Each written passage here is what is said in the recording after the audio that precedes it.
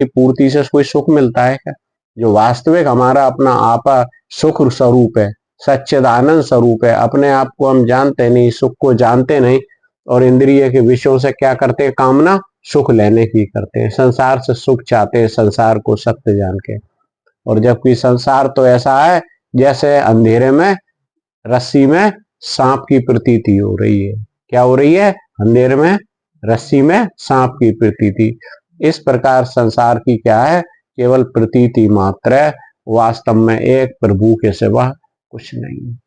और अगर यही जो हमारा संसार से जो अपनत्व है, यानी कि जिसे कहते हैं मोह, जीव रूपी हाथी मोह रूपी गड्ढे में पड़ा हुआ है, अगर यही मोह हटकर संसार से अगर प्रभु से प्रेम हो जाए तो जिंदगी बदल जाए।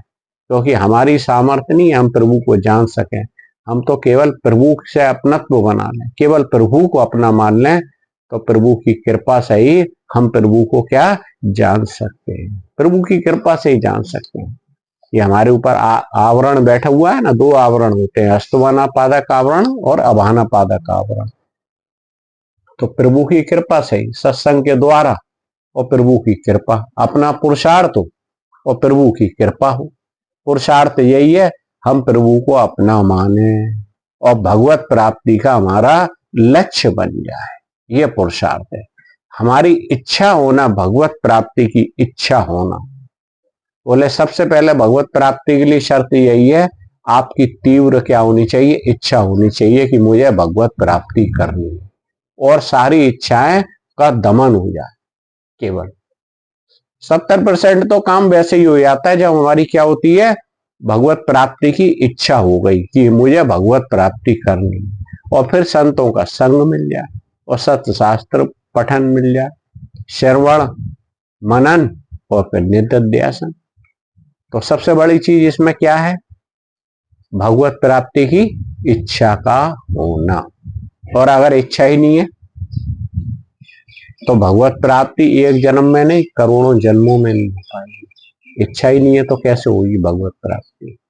तो लेकिन अगर भगवत प्राप्ति की तीव्र इच्छा है तो एक जन्म तो क्या,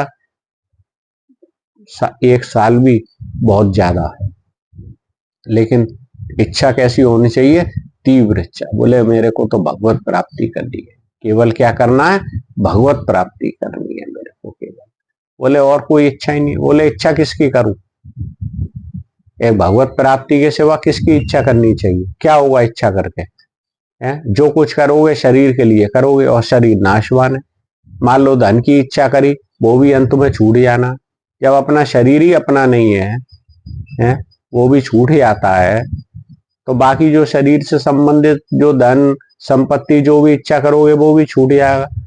लेकिन एक ऐसी चीज है जो कभी ना छूटी, वो क्या है? वो अपना सबका अपना स्वरूप है, वो प्रभु है, जो आज तक नहीं छूट पाए। अच्छा, अज्ञानी भी अपने आप को छोड़ना चाहे, भगवान को छोड़ना चाहे तो छोड़ सकता है? नहीं छोड़ सकता। क्यों नहीं छोड़ सकता?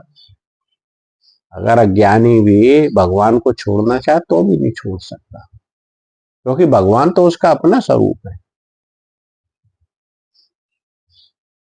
बिना भगवान के तो उसकी सत्ता ही नहीं है। जैसे मिट्टी की मूर्ति कभी मिट्टी को छोड़ सकती है?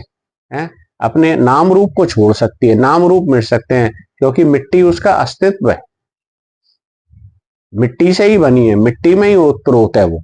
अब वो बात अलग है, एक कुमार ने उस मिट्टी के नाम रूप दे दिए, है ना? इसी प्रकार प्रभु रूपी तेरे ने क्या दे दिए? ये नाम रूप दे दिए। लेकिन ये क्या है? प्रभु अभिन्न निमित्त उपादान, प्रभु से ही बने हैं सब, प्रभु में ही कल्पना है ये। इसलिए तभी तो कहते हैं वासुदेवम सर्वमिति, सब प्रभु है, सब मेरे प्रभु है, प्रभु के सिवा अन्य कुछ भी नहीं है। वासुदेवम सर्वमिति, यही ज्ञान और भक्ति की पराकाष्ठा है कि सब प्रभु है, प्रभु के सिवा कुछ नहीं है। अच्छा है सो बुरा है, जैसा भी है, मेरे प्रभु के सिवा अन्य कुछ नहीं है। मैं ही सब हूं, मुझ में ही सब कल्पित है, ऐसा ज्ञान महादेव जी कहते हैं गुरु गीता में। ये ज्ञान की पराकाष्ठा है। ओ, ओ, ओ, हम्म। उससे तुम दुर्वासना कलंक को त्याग के